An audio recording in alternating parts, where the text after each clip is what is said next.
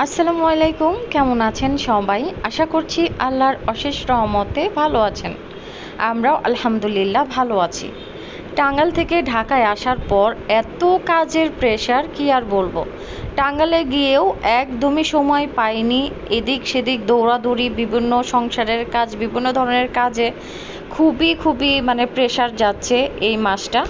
তো এই তো বাসায় এসেই টুকটাক বাজার দরকার ছিল, সেগুলো আনা হয়েছে। আর এই যে বক্সে যে বাজারগুলো দেখলেন, এগুলো আমার স্টক করাই ছিল। এসে আমি হচ্ছে কি খাবো ভেবে পাচ্ছিলাম না। ফ্রিজে রুই মাছ ছিল, সেই রুই মাছ বের করে আমি আগে রুই মাছ ভুনা করে নিলাম।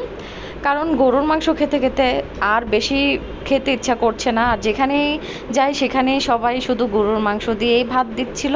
তো বাসায় এসে শান্তি মতো ভাত খাবো, সেজন্য আমি হচ্ছে একটু মাছ ভুনা করে নিলাম। আর আপনারা ভিডিও দেখেই বুঝতে পারছেন যে আমার বাসার অবস্থা কীরকম হয়ে আছে। সব কিছু এলোমেলো।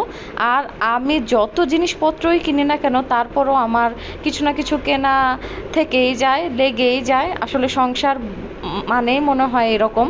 তো আমার একটা র্যাক খুবই বেশি প্রয়োজন ছিল রান্নাঘরের জন্য। তো সেটাই কেনার জন্য চলে আসছি আরএফএল বেস্ট বাইয়ে। তো এখানে এসে এটা দেখছিলাম, আমি চাচ্ছি স্কোয়ার শেপের কিনতে। স্কোয়ার শেপ কিনলে আমার জন্য অনেক বেশি ভালো হবে। তো এখানে স্কোয়ার শেপেরটা ছিল না, রাউন্ড শেপ ছিল, যে কারণে আমি আর নেইনি। তো ওনারা বললো কিছুদিনের মধ্যে স্কোয়ার শেপটা চলে আসবে। তারপর এখানে আসছি, কিছু কিনবো না তা তো নয়। তারপরে যে এখান থেকে আমি হচ্ছে টুকটাক ছোট ছোট যে জিনিসপত্র আছে সেগুলা কিনে নিলাম।